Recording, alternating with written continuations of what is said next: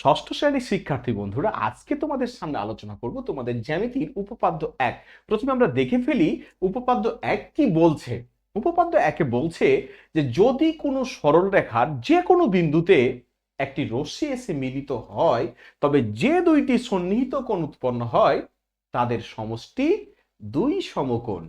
আবারও বলি, যদি কোনো সরল রেখার একটি বিন্দুতে অপর একটি রশ্মি এসে মিলিত হয়, তবে যে দুটি সন্নিহিত কোণ উৎপন্ন হয় তাদের সমষ্টি দুই সমকোণ। ওকে, আমরা যে কথাটা বললাম সে কথাটাকে একটু এঁকে দেখি কি বলছে। প্রথমে বলছে একটি সরল রেখা, তাহলে আমরা প্রথমে কি করব, একটি সরল রেখা এঁকে নিব। আমি আগে বলে রাখি, আজকের এই আলোচনা তাদের জন্য যারা জ্যামিতিকে মুখস্থ করতে চায় না, যারা বুঝে বুঝে নিজে নিজে লিখতে চায় তাদের জন্য। তো ওকে, আবার আমরা চলে যাচ্ছি আলোচনায়। তাহলে আমরা কি বলছিলাম, একটি সরল রেখা। তাহলে প্রথমে কি করব, একটি সরল রেখা নিয়ে নিব। ওকে, এই যে একটা সরল রেখা আমরা নিয়ে নিলাম, এই যে সরল রেখাটার নাম দিলাম আমরা এ বি। এটা সরল রেখা কেন, এটা দুই দিকেই চলমান, এর কোনো প্রান্ত বিন্দু নেই। আমরা সবাই জানি যে সরল রেখার কোনো প্রান্ত বিন্দু নেই। তাহলে এ বি সরল রেখা পেয়ে গেছি। তারপরে কি বলেছে, সরল রেখার যে কোনো বিন্দুতে, তাহলে আমরা এর উপরে যে কোনো একটা বিন্দু নিলাম ও। ওকে, এই কথাটুকু শেষ। এবার বলছে যে এই বিন্দুতে একটা রশ্মি এসে মিলিত হবে। তো ওকে, আমরা এখানে একটা রশ্মি এসে মিলাই দিলাম। এই যে ও সি রশ্মি এখানে এসে মিলিত হয়েছে, এই কথাটুকু শেষ। এখন বলছে যে যে দুটি সন্নিহিত কোণ উৎপন্ন হয়, এখানে দেখো তো কয়টি কোণ উৎপন্ন হয়েছে, দুটি। এই দুটো কোণকে কি সন্নিহিত কোণ বলতে পারি? সন্নিহিত কোণ বলতে হলে শর্ত কি? শর্ত হলো যে দুটো কোণকে সন্নিহিত কোণ বলবো তাদের শীর্ষবিন্দু হবে একটি এবং তাদের একটি বাহু হবে সাধারণ। তাহলে দেখি তো, এই যে বি ও সি, এই কোণটার শীর্ষবিন্দু হলো ও, আবার এ ও সি, এই কোণটারও শীর্ষবিন্দু হলো ও। তাহলে দুটা কোণেরই শীর্ষবিন্দু একটি। আবার এই বি ও সি কোণের এই বাহু হচ্ছে ওসি, আবার এ ও সি কোণের বাহু ওসি। তাহলে দুটো কোণেরই একটা বাহু হলো সাধারণ। তাহলে এই দুটো কোণকে তো আমরা সন্নিহিত কোণ বলতেই পারি। তাহলে আমরা দুটো সন্নিহিত কোণ পেয়ে গেছি। প্রশ্নে বলেছিল এই যে দুটো কোণ, এই দুটো কোণকে যোগ করলে দুই সমকোণ হবে, এটাই হচ্ছে আমাদের প্রমাণ করার বিষয়। তাহলে এই কোণটি আর এই কোণটি, এই দুটো কোণকে যোগ করলে দুই সমকোণ হবে, অর্থাৎ এক সরল কোণ হবে। আমরা সবাই জানি যে একটি সরল রেখার উপরে যে কোণটা তৈরি হয় সেটাই হচ্ছে কিন্তু এক সরল কোণ। এটা এক সরল কোণ মানে দুই সমকোণ হবেই, কিন্তু এটা আমরা প্রমাণ করে দেখাবো যে আসলেই দুই সমকোণ হয় কিনা। ওকে, এই যে আমরা এত কিছু অঙ্কন করলাম, কি কি অঙ্কন করলাম, এটুকু লেখা কি খুবই কঠিন বা মুখস্থ করার কোনো বিষয়? আমরা যা যা এঁকেছি তা কি লিখতে পারবো না? দেখি তো লিখতে পারি কিনা। আমরা লিখলাম, মনে করি, এই যে দেখো, মনে করি এবি সরল রেখার, এবি সরল রেখার, এই যে এবি সরল রেখার ও বিন্দুতে, ও বিন্দুতে কে মিলিত হয়েছে, ও সি রশ্মি। এই যে ও সি রশ্মি মিলিত হয়েছে। এইটুক কি যে কেউ, একটা যে কোনো ছাত্র, ক্লাস 2 এর ছাত্র তো লিখে দিবে, তাই না? যে যা যা আঁকা হয়েছে তাই তাই লেখা হলো। এই যে, তাহলে কি হয়েছে, এখানে দুটো কোণ তৈরি হয়েছে। কে কে কোণ দুটো? একটা কোণ বিওসি আর একটা কোণ এওসি। দুটো কেমন কোণ? সন্নিহিত কোণ। তাহলে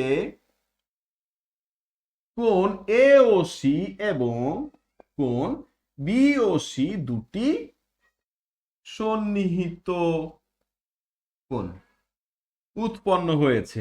ওকে, আমরা এভাবে লিখতে পারি, এটা উৎপন্ন হয়েছে। তাহলে দেখো, এখানে কোণ এওসি আর একটা কোণ বিওসি, এই দুটো কোণ সন্নিহিত কোণ কি হয়েছে, উৎপন্ন হয়েছে। আচ্ছা, তাহলে কি প্রমাণ করতে হবে? এই দুটো কোণের যোগফলই হচ্ছে দুই সমকোণ। তাহলে আমরা লিখতে পারি যে প্রমাণ করতে হবে, প্রমাণ করতে হবে যে, প্রমাণ করতে হবে যে কোণ এওসি, এই যে এওসি প্লাস কোণ বিওসি, অর্থাৎ এই কোণটুকু প্লাস এই কোণটুকু, এই দুটো মিলে কয় সমকোণ? এই দুটো মিলে হচ্ছে দুই সমকোণ। ওকে, আশা করা যায় যে আমরা এই জায়গাটুকু সবাই বুঝতে পেরেছি। তাহলে আমাদের কি বলছে প্রশ্নে, সে অনুযায়ী চিত্র কি করে আঁকলাম, চিত্রটা কিভাবে আঁকলাম তা বর্ণনা দিলাম এবং কি প্রমাণ করতে হবে সেটা লিখে দিলাম। এটা প্রশ্ন দেখেই কিন্তু আমরা এই কথাটুকু সবাই লিখতে পারবো। ওকে, ওকে, এখন আমাদের টার্গেট হলো এই দুটো কোণ যে দুই সমকোণ তা প্রমাণ করা। আচ্ছা, আমরা একটা বিষয় তো সবাই জানি যে সমকোণটা সৃষ্টি হয় কিভাবে। সমকোণ সৃষ্টি হয় যে কোনো রেখার উপরে যদি একটি লম্ব আঁকি, আমরা একটা রেখার উপরে একটা লম্ব আঁকবো, আর আমরা জানি লম্ব আঁকলেই সমকোণ তৈরি হবে। তাহলে এই যে আমরা একটা রেখার উপরে একটা লম্ব এঁকেছি, এই লম্ব আঁকার সাথে সাথে এই যে দুই দিকে দুটো কি কোণ তৈরি হয়েছে, 90 ডিগ্রি কোণ তৈরি হয়েছে। আমরা এটা সবাই জানি, ক্লাস 4-5 থেকে শিখে আসছি, কিন্তু বা ক্লাস আরো আগে ক্লাস 3 থেকে শিখেছি, জ্যামিতি ধরা মাত্রই কিন্তু সমকোণ আমাদের ধরেছে। অর্থাৎ যদি আমরা একটা রেখার উপরে একটা লম্ব এঁকে দিই, একটা রেখার উপরে একটা লম্ব আঁকার সাথে সাথে কি হবে, সমকোণ তৈরি হবে। তাহলে এখানে যেহেতু সমকোণের প্রশ্ন আসছে, তাহলে আমরা বুঝে গেছি যে একটা লম্ব দরকার, লম্ব পেলেই আমরা সমকোণ বলতে পারবো। আশা করি যে এই বিষয়টা তুমি বুঝতে পেরেছো। তাহলে এই কাজটাই আমরা করব, এই যে ও বিন্দুতে আমরা একটা সুন্দর করে লম্ব এঁকে দিব। এই যে ও বিন্দুতে আমি একটা লম্ব আঁকলাম, আমি লম্বটার নাম দিলাম হচ্ছে ওডি। কেন? টার্গেট হলো সমকোণ বানানো। তাহলে আমরা এখন যদি লিখি এখানে, তাহলে এই জায়গাটুকু মুছে দিলাম। তাহলে এখানে আমরা কি লিখতে পারি? আমরা লিখতে পারি যে ও বিন্দুতে, এই যে দেখো, ও বিন্দুতে ওডি লম্ব আঁকি, ও বিন্দুতে ওডি লম্ব আঁকি। তাহলে এই যে ওডি আমরা কি আঁকলাম, লম্ব আঁকলাম। ওডি লম্ব আঁকার সাথে সাথে কিন্তু একটা ঘটনা ঘটে গেছে। কি ঘটনা ঘটেছে? এই যে এওডি কোণটা, এই যে এই কোণটা 90 ডিগ্রি আমরা বলতে পারি যেহেতু লম্ব এঁকেছি। আবার বিওডি, এই যে এই কোণটুকু, টোটাল কোণটুকু, এইটুকু আমরা কয় ডিগ্রি বলতে পারি, 90 ডিগ্রি বা এক সমকোণ বলতে পারি। তাহলে এদিকে এক সমকোণ, এদিকে এক সমকোণ, এটুকু আমরা বলতে পারি, বুঝে গেছি এটুকু। কিন্তু আমাদের তো প্রমাণ করতে হবে এওসি, এই কোণটা, এই যে এখান থেকে এই কোণটুকু, আর কোণ বিওসি এখান থেকে এই কোণটুকু, এই দুটো মিলে হচ্ছে দুই সমকোণ। এখন তাহলে আমরা প্রমাণের দিকে চলে যাই। তাহলে আমাদের কি দেখাতে হবে, কোণ এ ও সি প্লাস কোণ বি ও সি, এই দুটো মিলে দুই সমকোণ হয় কিনা, এটাই হচ্ছে আমাদের প্রমাণ করার বিষয়। এখন তাহলে একটা জিনিস একটু দেখি সবাই, এই যে এ ও সি, এই যে এ ও সি, এটুর দিকে তাকাও, কোণ এ ও সি কোথায়, এ ও সি, এখান থেকে একবার এইটুকু। আচ্ছা দেখো তো, এই কোণটার মধ্যে দুটো অংশ হয়ে গেছে না এখন, একটা হচ্ছে কোণ এওডি অংশ, আর একটা হচ্ছে ডিওসি অংশ। অর্থাৎ এখান থেকে এইটুকু হচ্ছে এওডি, আর এখান থেকে এইটুকু হচ্ছে যে ডিওসি। তাহলে এইটুকু হচ্ছে এওডি, এইটুকু হচ্ছে ডিওসি।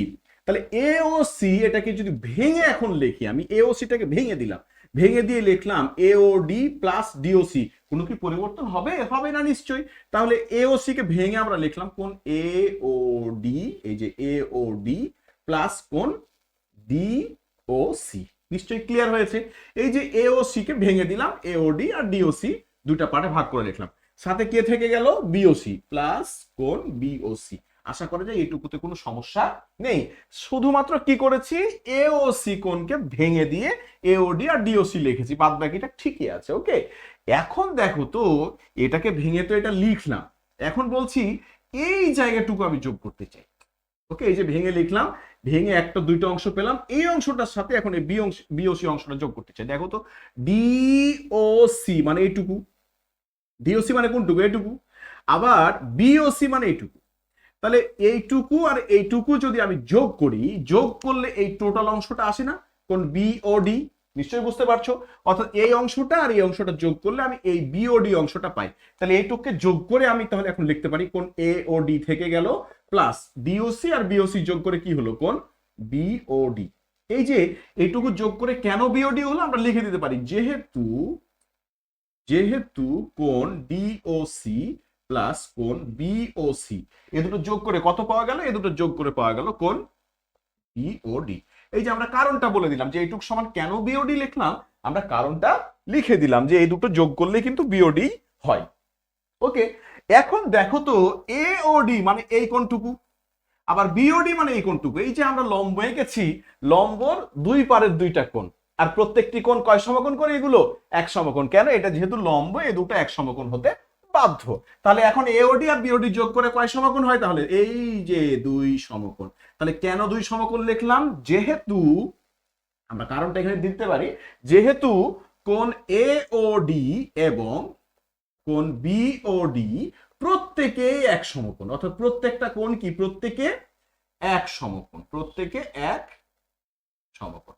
এই যে লিখে দিলাম, অর্থাৎ আমি এওডি আর বিওডি যোগ করে কেন দুই সমকোণ লিখতে পারলাম, কারণ এওডি কোণটা আর বিওডি কোণটা প্রত্যেকেই হচ্ছে এক সমকোণ করে, এই জন্য দুটো কোণকে যোগ করে কয় সমকোণ হয়েছে, দুই সমকোণ হয়েছে।